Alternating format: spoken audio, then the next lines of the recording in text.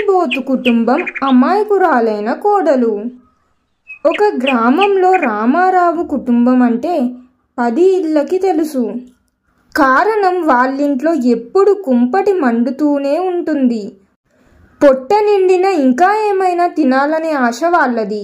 రామారావు, అతని భార్య కమల, వాళ్ళ 3 కొడుకులు అందరూ తిండి ప్రియులే. ఒకరోజు రామారావు చిన్న కొడుకు రాజుకి పెళ్లి కుదిరింది. పక్క ఊరి అమ్మాయి సంతోషి చాలా అమాయకురాలు. పని అంటే ప్రాణం, నోరు మెదపదు. పని చేస్తుందని రామారావు కుటుంబం ఆమెని కోడలిగా చేసుకున్నారు. సంతోషి పేరులో సంతోషముంది, కానీ పెళ్ళైనప్పటి నుండి తన జీవితంలో సంతోషమే లేదు. సంతోషి ఆ ఇంటికి కోడలిగా అడుగుపెట్టిన మొదటి రోజు నుంచే కష్టాలు మొదలయ్యాయి.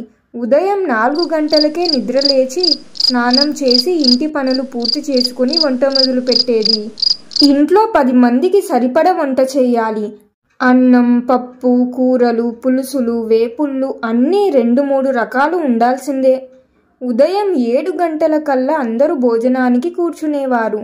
సంతోషి కష్టపడి వండిన వంటలన్నీ క్షణాల్లో మాయమైపోయేవి. ఆమె ప్లేటులో అన్నం వేసుకునే లోపే గిన్నెలు ఖాళీ అయ్యేవి. అయ్యో, కొంచెమే మిగిలింది, నువ్వు సర్దుకుపో అనే మాట తప్ప ఆమెకి పూర్తి భోజనం దక్కేది కాదు. ముఖ్యంగా అత్తగారు కమల సంతోషిని ఎప్పుడు వెనక తోసేది. నీకేం పని, పూర్తి చేసి తర్వాత తిందువులే అంటూ మాటలతోనే ఆమె ఆకలిని చంపేది. మొదటి కొన్ని రోజులు సంతోషి బాధపడేది. కానీ తన భర్త రాజు కూడా అమ్మానాన్నల మాటకే విలువనిచ్చేవాడు తప్ప తన భార్య ఆకలిని పట్టించుకునేవాడే కాదు. పండుగలొస్తే సంతోషి పరిస్థితి మరింత దారుణంగా మారేది. పిండి వంటలు ఎన్ని చేసినా ఎక్కడో ఒక దగ్గర కొరత ఉండేది. కష్టపడి చేసిన గారెలు, బూరెలు, అరిసెలు అన్నీ అందరూ పోటీపడి లాగేసుకునేవారు. సంతోషికి మాత్రం ఎప్పుడు అడుగు భాగంలో ఉండేవి, లేదా అసలు ఉండేవే కావు. నువ్వు కష్టపడి చేశావు కదమ్మా, నీకు ఏం ఆకలేస్తుంది అనేవారు. అలా అత్తగారు అనగానే సంతోషి కళ్ళల్లో నీళ్లు నిండుకునేవి. నోరు తెరిచి అడగాలన్నా ఈ పనులు నీవి కావా అని భర్త రాజు నసగడం మొదలుపెట్టేవాడు. శారీరకంగా, మానసికంగా సంతోషి కృషించిపోవడం మొదలుపెట్టింది. చాలా బలహీనంగా మారిపోయింది. ఆమె మొహంలో కాంతి తగ్గిపోయింది. కళ్ళు లోపలికి పోయాయి. బంధువులు ఎవరైనా వస్తే పాపం సంతోషి బాగా సన్నబడింది అని అనగానే కమల అత్తగారు, అదేమిటండి, రోజు 6 పూటలా తింటుంది, అసలు మా ఇంట్లో తిండికి కొదువే లేదు అని వాళ్లతో చెప్పేది. సంతోషికి ఆ మాటలు గుండెల్లో గుణపాలు దించినట్టు అనిపించేవి. ఒకరోజు ఆమె పుట్టింటికి వెళ్ళింది. అమ్మా నాన్న ఆమె రూపం చూసి షాక్ అయ్యారు. ఏంటమ్మా సంతోషి, అసలు నువ్వు గుర్తుపట్టలేనంతగా మారిపోయావు అని కన్నీళ్లు పెట్టుకున్నారు. సంతోషి తట్టుకోలేకపోయింది. తల్లిని పట్టుకొని బొర్రున ఏడ్చింది. జరిగిందంతా పూసగుచ్చినట్లు చెప్పింది. తల్లిదండ్రులు ఆశ్చర్యపోయారు. తమ కూతురు ఇంత కష్టపడుతుందని కలలో కూడా ఊహించలేదు. సంతోషి మాటలు విని చాలా ఏడ్చారు. ఆ ఇంటికి నువ్వు వెళ్లాల్సిన అవసరం లేదు, నువ్వు ఇక్కడే ఉండు తల్లిదండ్రులు అన్నారు. సంతోషిని రాజు తీసుకెళ్లడానికి వచ్చినప్పుడు మా అమ్మాయి అక్కడ కష్టాలు పడుతుందని తెలిసినా ఎలా పంపమంటారు, మీరు మారితేనే పంపుతాము అని ఖరాఖండిగా చెప్పారు. రాజుకు విషయం అర్థమయ్యింది. తన అమ్మా నాన్నల స్వార్థం వల్ల తన భార్య ఎంత బాధపడిందో తెలుసుకుని పశ్చాత్తాపం పడ్డాడు. రాజు ఇంటికి వచ్చి తన తల్లిదండ్రులతో గట్టిగా మాట్లాడాడు.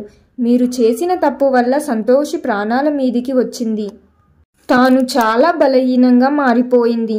మీరు మారకపోతే నేను సంతోషిని తీసుకుని వేరే కాపురం పెడతాను అని స్పష్టంగా చెప్పాడు. కుటుంబంలో పెద్ద కలంకం రేగింది. చివరికి రాజు మాటకి రామారావు కుటుంబం మెట్టు దిగింది. తమ తప్పుని తెలుసుకుని సంతోషి పట్ల గౌరవంగా, ఆప్యాయంగా ఉండాలని నిర్ణయించుకున్నారు. కొన్ని రోజులకు సంతోషి తిరిగి అత్తగారి ఇంటికి వచ్చింది.